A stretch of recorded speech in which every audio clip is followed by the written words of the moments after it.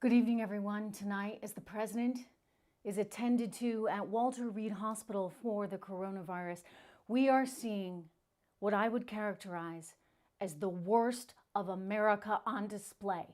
From a former Obama White House staffer, right, who is Hillary Clinton's spokesperson out there tweeting that she hopes he dies, to a CNN reporter actually lip syncing pretty happily to a TikTok video there about how this is actually a good thing and could actually cause Republicans to lose America. I mean, Cardi B, right? Cardi B mocking the president. I'll tell you, the Democratic establishment right now, they are working overtime to frankly discredit themselves. It's the Democrat establishment. It's the mainstream media establishment.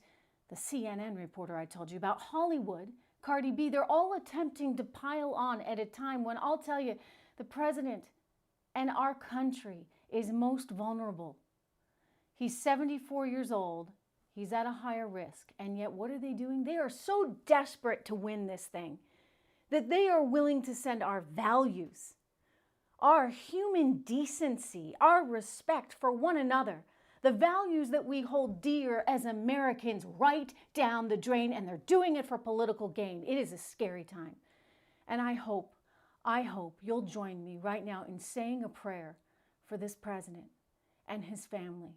Because you know what? No matter what side of the aisle you are on, this is a time for us all to be united for the common good of our country.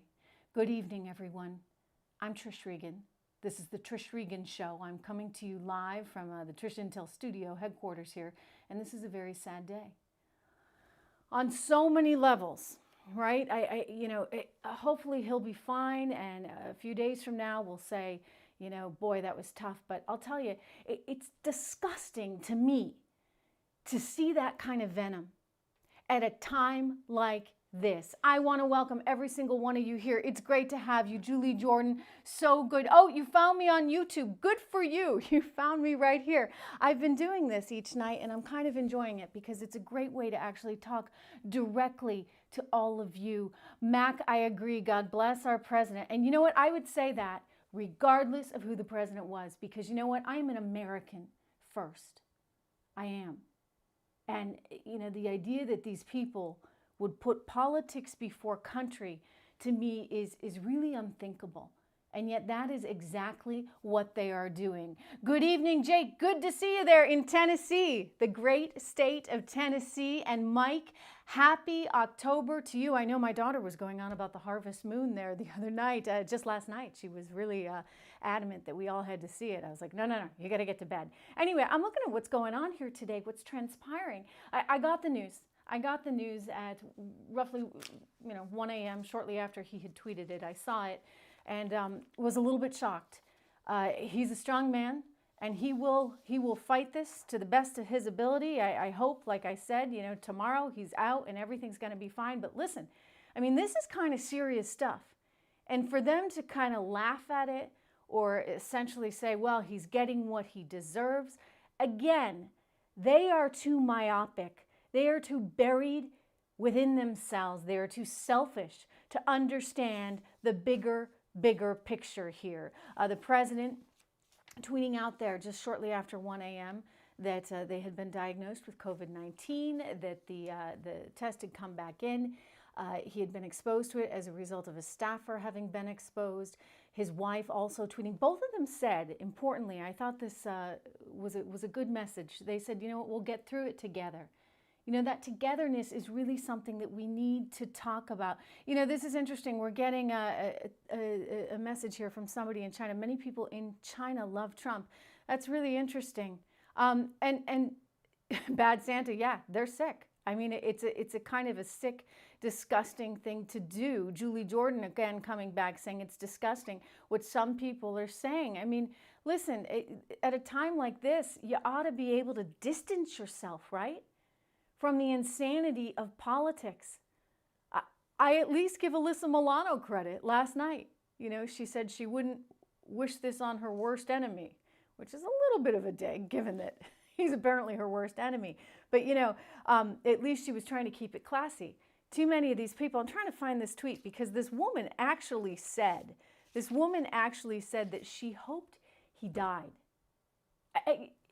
She took it down, but this is the former Obama staffer. She worked in the White House for President Obama. How do we have people that are working in such an elevated capacity in this country that are clearly not that bright? And then, how do you like this? She was the communications person for the Hillary Clinton campaign in 2016. So she took down the tweet, as she should, but she showed her true colors. I mean, this is what it is, and this is not who we are. You got to see this TikTok video. Oh my goodness, this guy is singing along, lip syncing happily, mugging to the camera, singing about how great it is because the Republicans are going to lose this election. This is a reporter for the so-called mainstream media outlet CNN. These mainstream media outlets, I mean, they're kind of like on the fringe these days. These institutions, when I say fringe, because they're sounding like extremists. And yet extremism is becoming mainstream. Think about that. Chris Wallace's debate the other night, Tuesday night. Now, I say this as someone who has debated or moderated 2 debates myself, Republican presidential primaries. And you know what? He showed his hand. It was clear. It turns out he's a registered Democrat. It's turned out that he basically telegraphed that to the world there, because the viewers, you all came away saying, oh my goodness, what is this?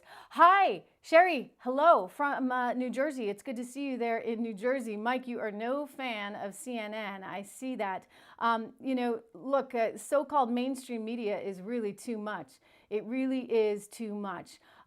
Just wait until Trump wins. Well, they're hoping that he's going to be taken out of the campaign effectively, and so he won't be able to campaign as much, and that's going to affect him. Joe Biden coming out tonight and saying, we're not slowing down our campaign. But I'm like, how could you? I mean, you guys call lids 8-9 times a month before 12 noon, and you're hardly ever traveling out of the basement. So, I don't really know as you could scale back much more than you've already scaled back. Let's be honest there. But there are some people that are trying to see this as an advantage. There are questions tonight as to whether or not the second debate is going to happen. Steve Scully. Okay, so he is the guy that's supposed to do this next. And I kid you not, he's a former intern for Joe Biden.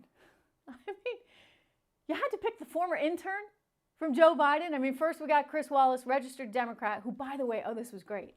He actually went on Fox the next day. Perhaps they were trying to sort of, damage control the mess that had happened.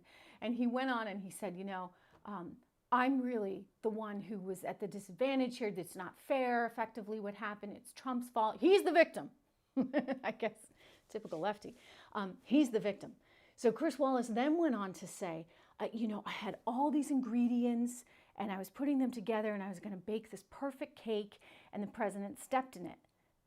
I'm like, you know what? That just tells you how out of date they are with where America is right now. Because Chris Wallace shouldn't be baking a cake to come up with debate questions. No. To me, a debate is where you allow both people to go back and forth. You don't have to have Chris Wallace in there every 2 minutes saying, okay, next topic, next topic, next topic. I hate that.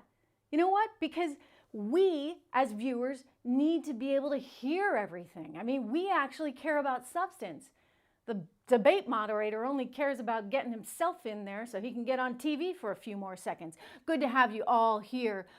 Okay, Michael Whalen, serious question you bring up. What happens if Trump cannot continue? Is Mike Pence the new nominee? How does that work? So I spoke to a lot of people this afternoon in preparation for coming on and talking to you all tonight. And basically, the short answer is yes. Now, the Republican Party, the Republican National Committee, they have the discretion to pick whoever they want, right? So they could say, well, hey, maybe we want Nikki Haley, and they could put her on there. It's up to them if there's going to be a new candidate that is running. But I would bet they would go with Mike Pence because it would be the smart thing to do in terms of continuity for the country. It would be the smart thing to do just in terms of capitalizing on that support right, that Donald Trump has already built up. If you brought someone in out of the blue, you run the risk that the voters and especially the base feel like, wait a second, what just happened?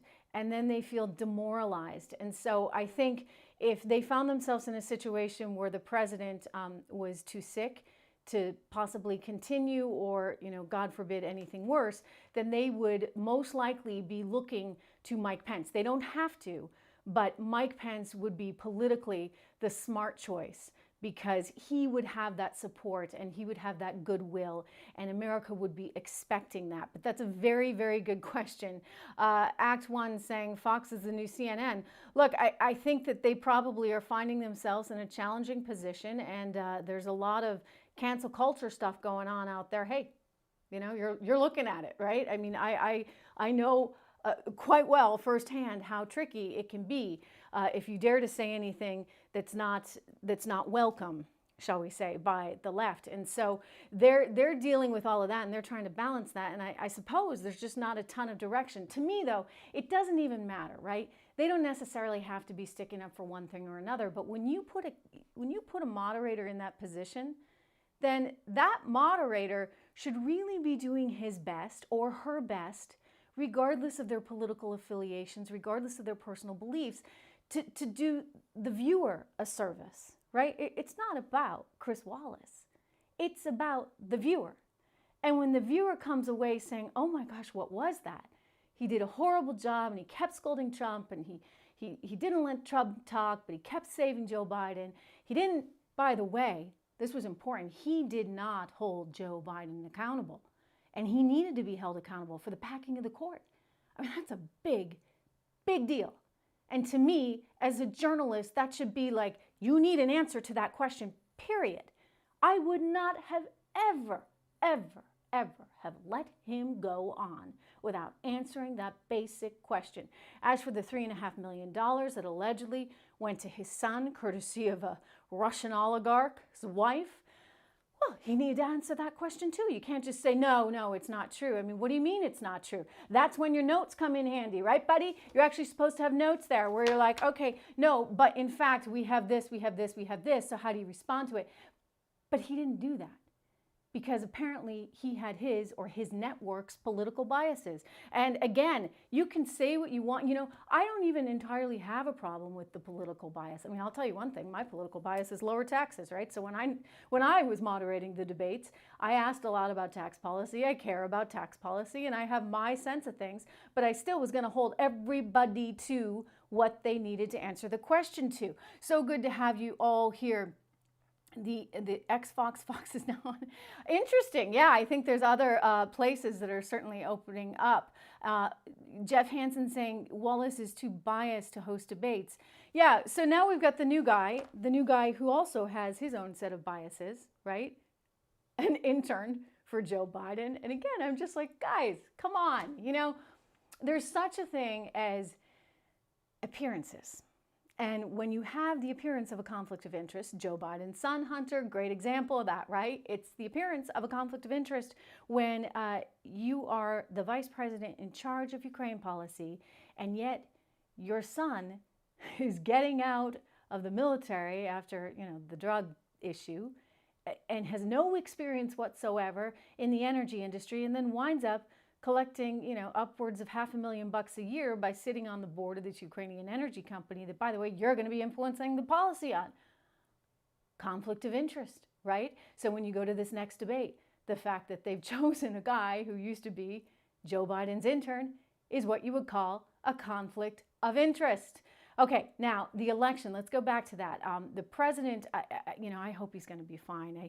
We've heard a little bit from the White House tonight, and they're saying, he's doing okay. This is just a precautionary measure. He's going to continue to do all his work from there.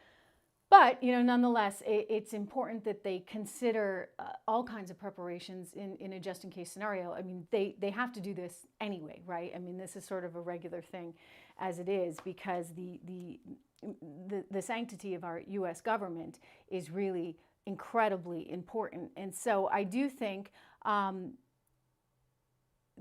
this is a question from Shannon. She says, please help me answer this question to my son. He says that Trump is also in debt to foreign powers, and He states, how can it be so against Hunter Biden and not Trump?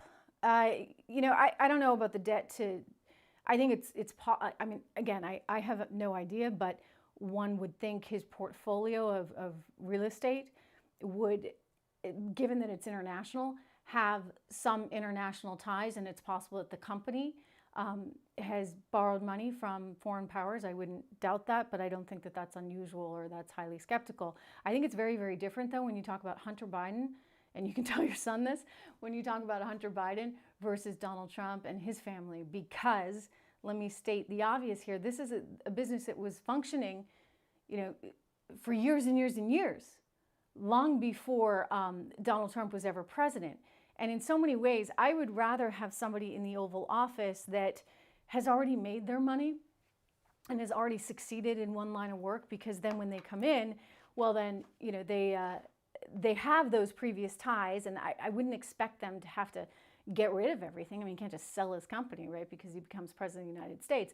But he's still going to have some of those business ties, which is why he effectively divorced himself from the company and put his son, Eric Trump, in charge. But having Eric Trump in charge of the company that's making money in its hotel and real estate business all over the world is a very different thing, given that that company was already there and already successful and already a standalone entity, as opposed to Joe Biden's son, Hunter, coming in while his dad is vice president, completely unqualified for jobs, and then suddenly getting them.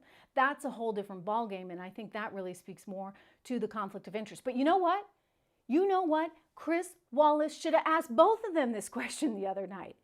That deserved to be discussed, right? He could have said, okay, let's talk Hunter Biden, and President Trump, let's talk about your son running your business now. How do you negotiate that? How do you deal with the challenges and the perceived conflicts? Let's get back to the venom in the mainstream media. I told you about the TikTok video from the CNN reporter. I mean, I'm also disgusted by the fact that I saw CNN, even after we had all this news, right? They're still out there pushing these Melania tapes, and I don't know if you've seen them, but in the Melania tapes, her so-called friend, some friend, right? I mean, the friend taped for the First Lady in private conversations where she was venting and she was frustrated. And this woman is taping the whole thing so she can what? Use it to go with her book down the road and make a few bucks. I mean, again, I just question the values, right, of our society when you have people that are doing stuff like this. Anyway, so in terms of the Melania Trump tapes, CNN decided to just keep airing them. I mean, even though she had just been diagnosed with COVID-19. And in these tapes, I don't know if you've heard them, but she sort of vents about having to deal with the Christmas decorations. Listen, you know what? I love Christmas. I love it. And we go all out. Like, my husband wants a tree in like every single room, okay? So we get lots of trees and we do all the lights outside, and it's a big deal, right, for our family. And it's important, I think, for our kids to have these memories, but it's a lot of work, all right? I'm not gonna kid you. It's a fair amount of work, so I get it. She's going, I gotta do these Christmas decorations. She's like, I gotta do it though, right? I gotta do it. It's important. It's important for the country to see that at the White House, just like it's important for my little kids to see it in our house, right? So she's venting about that, and now all of a sudden the left wants to go after her and effectively say, oh, she hates Christmas. Come on, I mean, as though they ever liked it, right? Wasn't there like a war on Christmas? Every time I turn around, there's like a new war on Christmas. You can't play any Christmas music in any public buildings all across America. Anyway, so this is their tactic. There was also, I thought this was interesting, in this tape, and I'm not going to play it because, again, I just find it to be really sort of creepy, right? I mean, this was a private conversation with her friend and her advisor in the East Wing, and the woman actually taped the thing. I mean, it's really awful. So CNN clearly doesn't have any queasiness about it because they're just hitting the play button over and over and over again. But one of the things that came up was that she was so upset about the kids that were separated from their families when they were coming here illegally. And she said, but I can't do anything about it. I can't because of the legal system. And she wanted to do that story.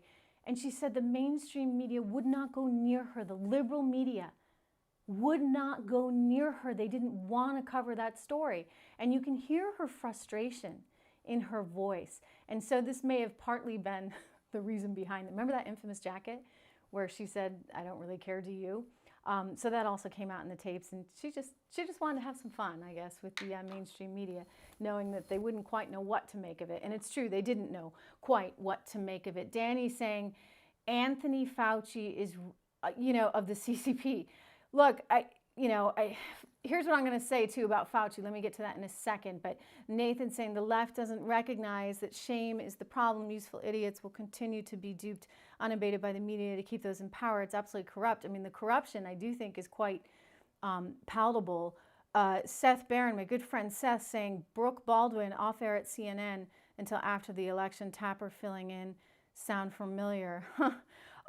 Look, I think that let's get back to Anthony Fauci for a second, and then we'll talk about the media. And, Susan, I agree. I love the holidays.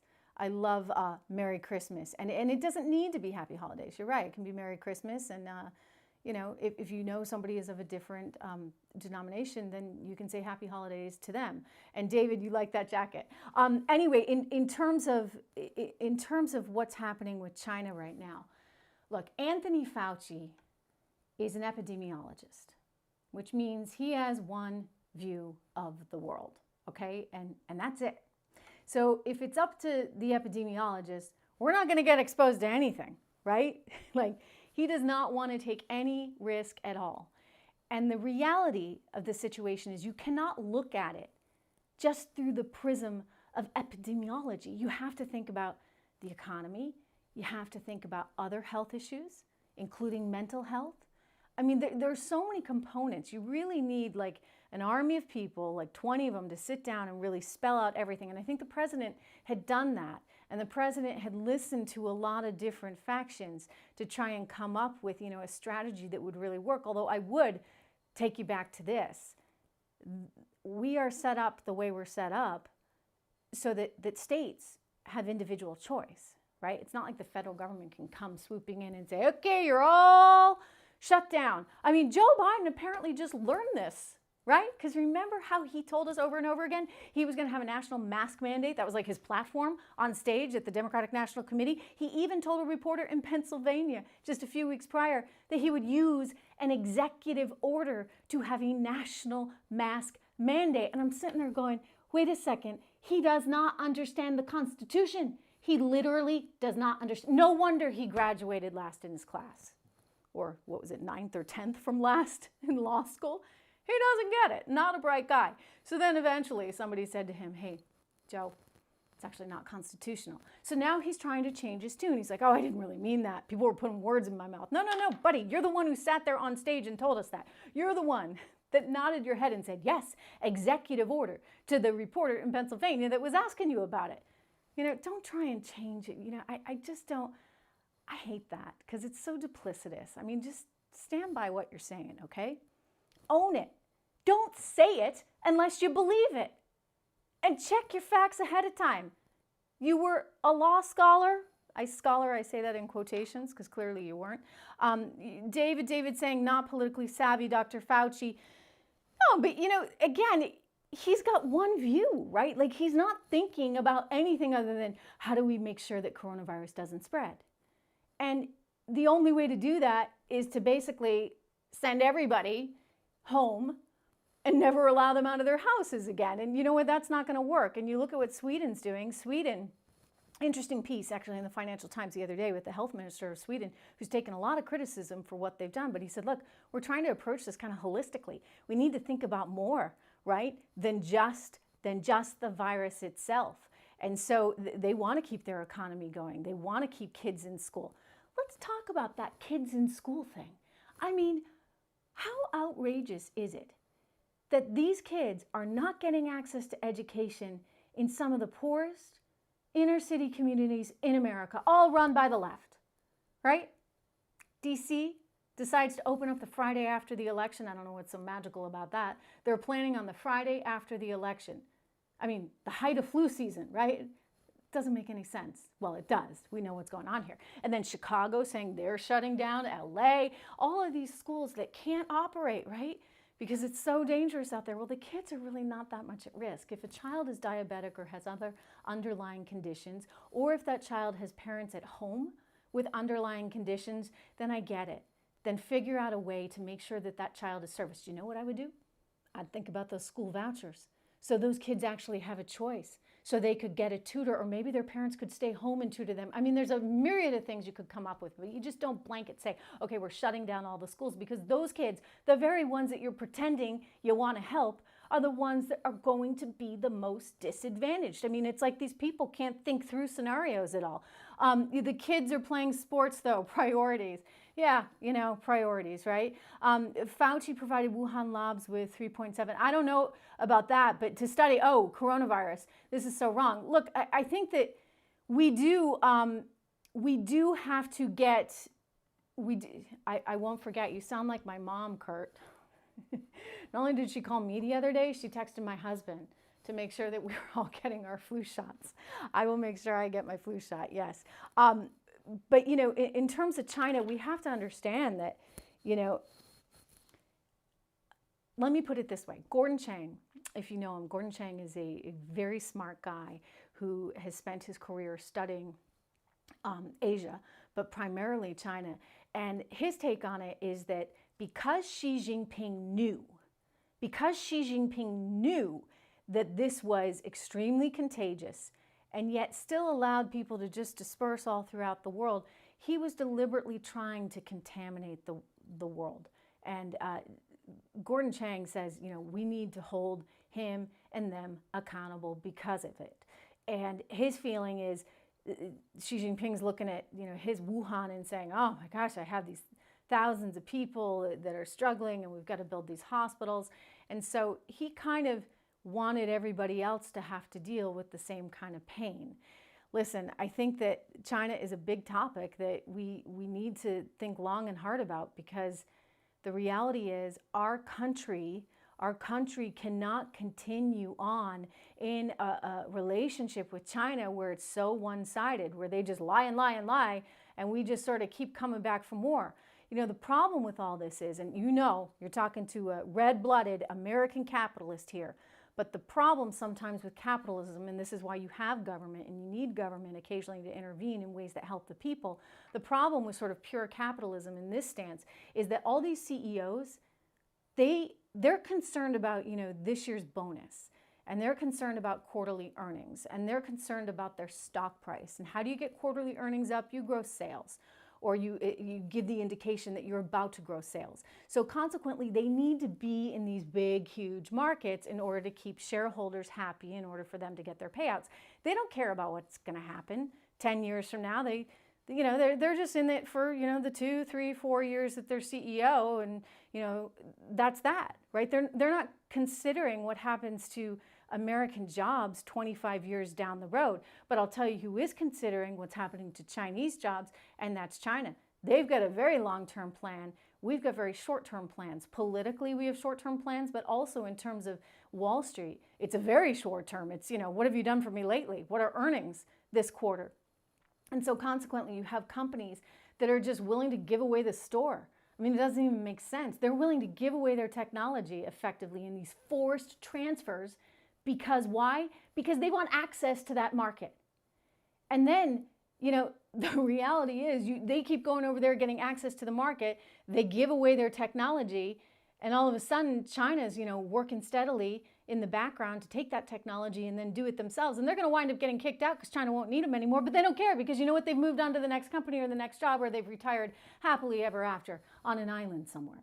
And who's left stuck? Americans.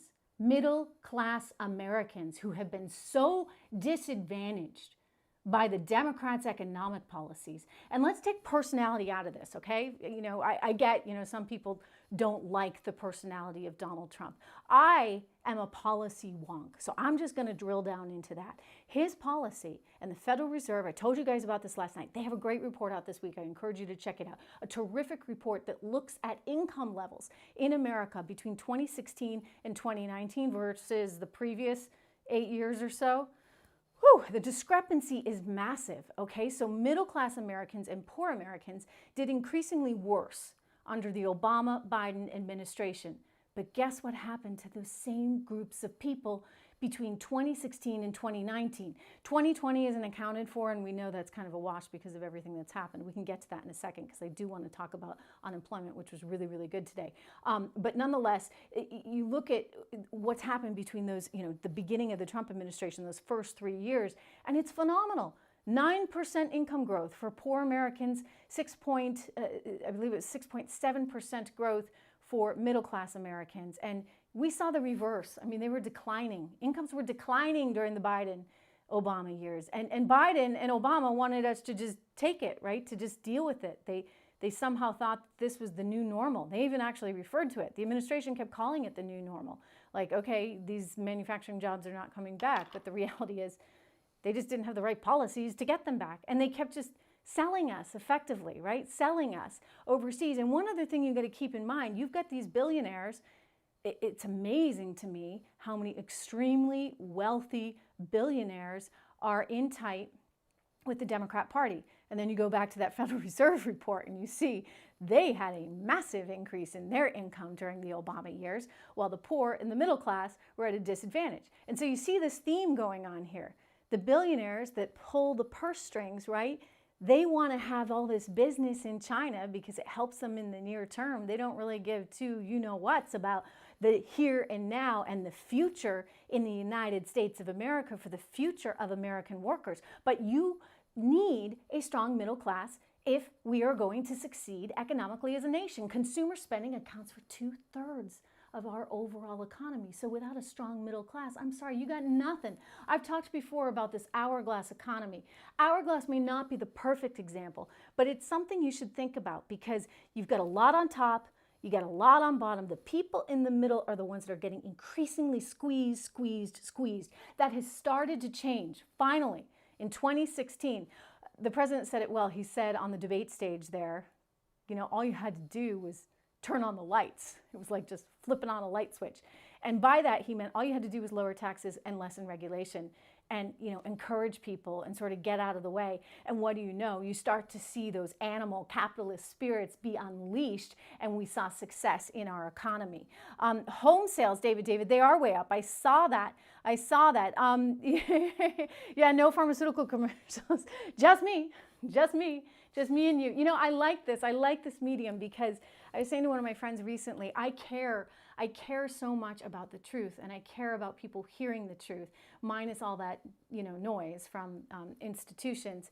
And I like it because I can get that to you. By the way, if you're not subscribed to this YouTube channel, I just started it, so it's kind of new. You guys are like in on the club here, the action, the early days. So please go and subscribe. I think there's a little button down there. You can just hit subscribe. And that way you'll find out every time I'm going to be on. And if you miss it, you'll be able to see it later, etc. And it's helpful to me because I'm trying to get, and send it to your friends too. Send it to your friends because, like I said, it's brand new, but we want to get the word out. I am back, and you know, I call it like it is, even when some people don't like it. But I don't have to worry about that here, because I can just tell you the truth, and we can talk here and exchange ideas and information, and that's great. Nick is saying, well said, Trish, the extremely wealthy media, need to pay 28% taxes and having Trump for another 4 years. That's why it is. You know why else it is? A lot of these very extremely wealthy people live in places like New York and California and New Jersey and a lot of these blue states, right, that have very high income taxes. Think about New York, where all those CNN people are and all those MSNBC people are, and then the New York Times and all the big media organizations. They have to pay 4% in municipal tax. Just to live in New York City, you got to pay 4% of your income. And then you got New York State tax on top of that. Well, it used to be that you could deduct all that from your overall federal tax bill. So that was good, right? Because it didn't matter. You were going to pay the tax anyway to the federal government. Now you got to deduct it. Well, now you can't do that. So what do you have? You have a mass exodus these days out of New York City. It really started in 2016 and it's continued, spiraled sort of out of control. I don't know what Bill de Blasio, Mr. Socialist, is going to do there because everybody who can is leaving. I mean, they're not going to have anybody to pay the taxes. People are going to Florida. People are going to Texas. People are going to New Hampshire. They're going to Nevada. They're going anywhere they can to get away from those onerous taxes. And so in some ways, it was sort of a brilliant strategy by the Trump team because, they are really putting the pressure on some of these liberal states to kind of get with it. You know, guys, get with the program. Figure out a way to actually, balance your budget. Cuomo, Governor Cuomo in New York, he's got an $8 billion shortfall and he doesn't know how he's going to plug it. So now he's talking about taxing the wealthy even more. Well, good luck. The wealthy are leaving, buddy. They're out of town. They're like, see ya, right? And you're going to have to deal with a population that you have not enabled to climb the ladder because your economic policies have done nothing, frankly, to address any inequalities in America. You want to talk about inequalities in America? They go on and on and on about it. I'll tell you how you fix it. You give everybody a chance, which means let them choose what school they want to go to. Give them a voucher so that they have the same level playing field as the rich kids. I mean, they just don't want to do it, right? Because they get the teachers' unions. Oh, and I'll give Obama a little bit of credit here. Even Obama had the decency to say, the teachers' unions, I'm not going to be beholden to them. Not so Joe Biden. He's completely in bed with the teachers' unions. So you can kiss any kind of economic opportunity in any of these poorer communities goodbye.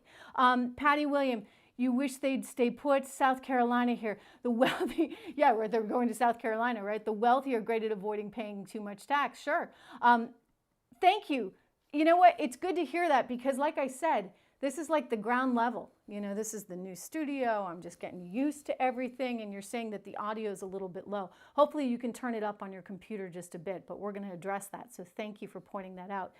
Give people opportunities, not handouts. Frank, I could not agree more. And New York City has created their own problems. New York City is a complete, utter disaster. And you've got the likes of Bill de Blasio, a comrade, by the way, Comrade de Blasio. That's what I like to call him because he's a card-carrying member of the Socialist Party. Going on and on. He just the other day, he was on a radio show saying, help me tax the wealthy. Help me redistribute wealth. You want to redistribute wealth? Why don't you create a system where more people can actually gain wealth, right? I mean, that's the way to look at it. Audio is fine here. I'm glad to hear that, Eric. But keep up. You know what? I'll always take a compliment, guys. I have no problem with the comp, so thank you so much. Bill's asking, when does New York City come back? I'm going to tell you, I don't know as it will. I don't know as it will until you get someone like a Rudy Giuliani back in there that's going to clean up the streets, that's going to make it safe again. Because who would want to, I mean, Giuliani made it like Disney World. I used to live there. We had the kids there and everything. We were a little bit crazy. I'm like, what were we doing living in New York City with 3 kids? The kids were like, when we finally moved, wow. They said, why were we living in the city all those years? It was convenient, that's why. But there were a lot of families that lived in the city, and all the families have left. Every family, they're trying to get out because the city is not what it was, and it's now become very, very dangerous. You look at the murder rate up more than 200% from a similar time last year. And this is scary stuff, right? You can't just defund the police and expect to still have the same level of safety. You can't just say, okay, we're going to legalize marijuana on the streets in New York. I mean, we'd be walking down the street and my kids would be like, what's that smell?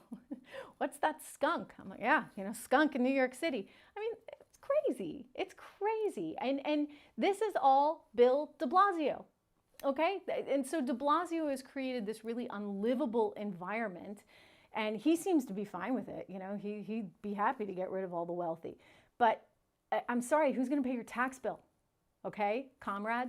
Who's gonna pay for all this? It's just not gonna work. So when I hate to be overly pessimistic on New York City, but I think it's gonna decline dramatically. I think increasingly more and more people are gonna leave. I think we've all learned that in certain professions, thanks to American ingenuity, you can work from home, right? So the whole convenience factor of being in the city and being close to work is totally out the window now. So if you don't have to be there, why would you be there?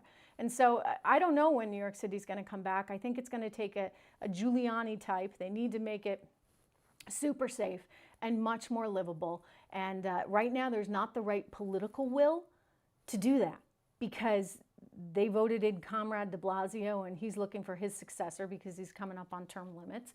And you know, you get Alexandria Ocasio-Cortez out there in Queens. They could have gotten tons of great paying jobs with Amazon there. And she didn't want Amazon. She didn't want the jobs. It's like, you guys, you just don't get it. And this is, by the way, a woman who studied economics in school. Really outrageous stuff. Anyway, it is so good to see all of you guys. I do want to go to John. You said Ann Arbor, Michigan tried saving money to be reducing the firefighters' budget, would rotate closing fire stations around town, liberal town, obviously. Yeah, you know, there is, Lou brings up something that's really important. There's a rural resurgence. And, you know, before I go tonight, I want to highlight that because I think that's kind of neat and it's kind of exciting. And it kind of hopefully will bring us back to some of the values that I think have made this country what it is. I mean, there's something pretty incredible about living in a rural area and having trees and grass around you and neighbors and communities. That gets very lost in urban living, very lost. And it's very anonymous, and it's not the same kind of close-knit community that you see in small town America.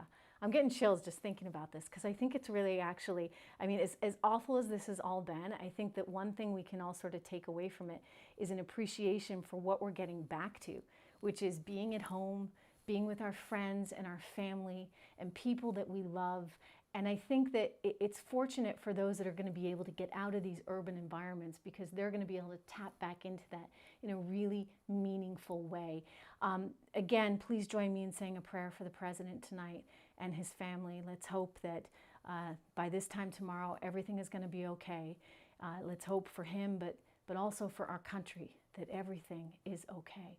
So good to see you all tonight. Please make sure to subscribe to this channel. Tell your friends. Go to trishintel.com. I have a podcast there every single day. And you can hear all of my unvarnished, unedited opinions on that podcast every single day. It's on Spotify, it's on iTunes, it's on iHeartRadio, and it's, of course, on my brand new multimedia site that I'm so proud of, trishintel.com. Okay, have a good night, everyone. I'll see you back here very soon.